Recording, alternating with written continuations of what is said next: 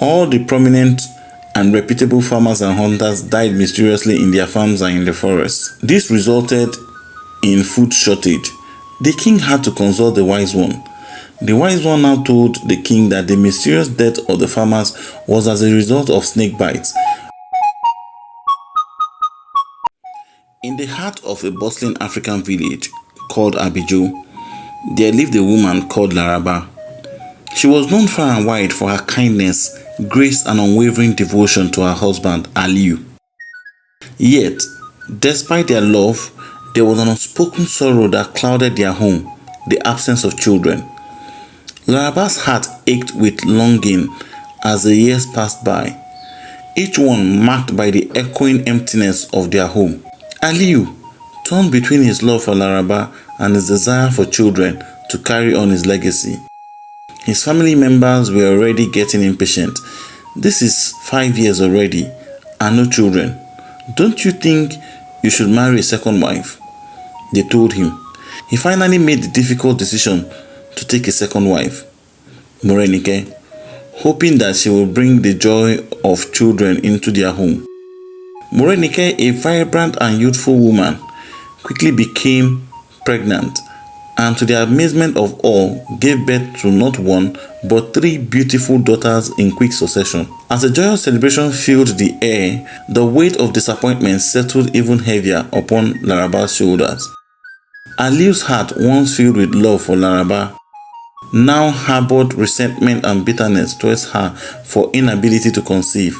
He grew distant, his love fading like the setting sun, leaving Laraba to suffer silently in the shadows of his neglect. Most nights, Laraba slept alone, no one to cuddle. From her hut, she would hear Aliyu and Morenike laughing joyfully while she cried herself to sleep.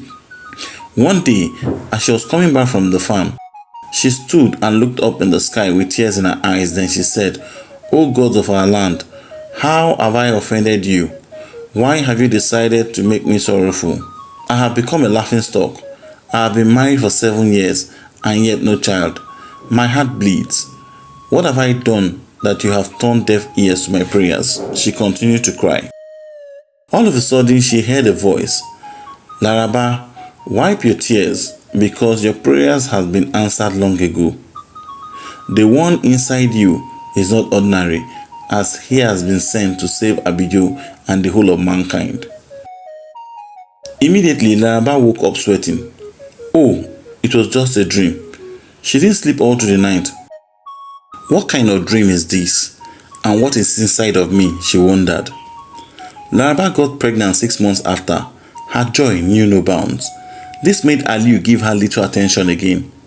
The news spread like wildfire through the village, igniting a spark of hope in Laraba's heart. Months passed, each filled with anticipation and trepidation. It was 12 months already. Laraba's happiness turned into anxiety and fear, until finally the day arrived when Laraba gave birth to a bouncing baby boy. A radiant beam of light amidst the darkness that had shrouded her home for so long. The newborn boy, named Ekudayo, was not just an ordinary child. He was gifted with extraordinary talents. From a young age, he displayed remarkable intelligence and wisdom beyond his years, earning the admiration and respect of all who knew him. Ekudayo had a bird called Ibaka that was his best friend, a bird he rescued from a trap. That day, as he saw the bird crying in anguish, he could understand everything the bird was saying. That was the day he knew he had the gift to speak and understand animals. At that time, Abijo was experiencing mysterious deaths of farmers and hunters. All the prominent and reputable farmers and hunters died mysteriously in their farms and in the forests. This resulted in food shortage. The king had to consult the wise one. The wise one now told the king that the mysterious death of the farmers was as a result of snake bites by some mysterious snakes sent by the serpent king himself. The king was shocked.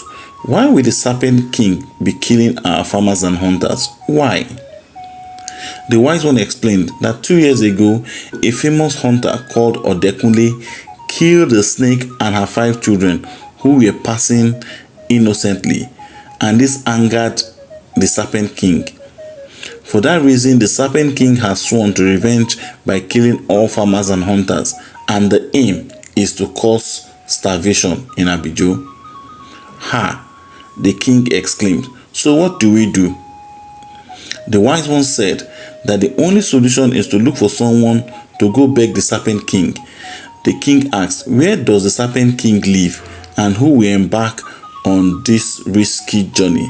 The wise one replied, it has to be a supernatural human being that will embark on this journey, someone whose pregnancy duration exceeded 9 months. The next day, the town crier went about the village to announce that anyone born after 9 months was needed in the palace.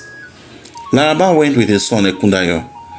The king now explained the task ahead to them. Laraba burst into uncontrollable tears. Serpent King Ke, he is all I have. I can't allow him embark on such a journey. Please spare my son. The king replied, he is the one chosen for the assignment by the gods. Please let him save our village, or we will all die of hunger. Ekundayo told his mom not to worry, that he will go on the mission and return successfully. The king promised that he will reward him greatly if he could achieve it. That evening, Ekundayo met with the wise one, who told him how to go about it. The next day, Ekundayo set out on the journey to see the Serpent King, and he went with Ibaka, who was showing him the way. Ekundayo trekked for 5 hours in the thick forest.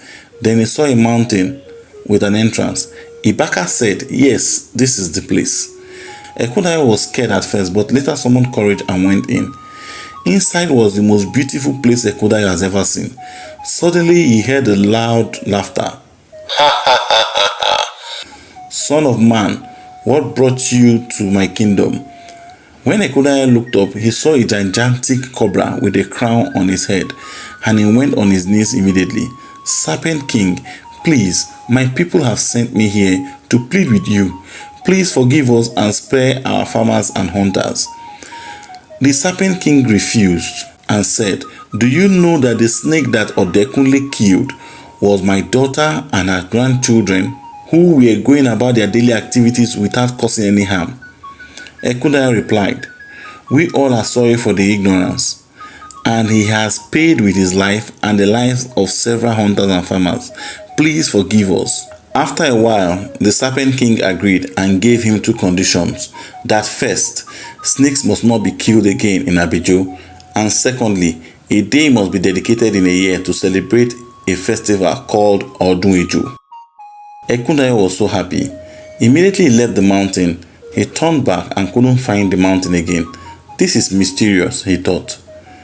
There was so much celebration when he returned to the village and gave them the news.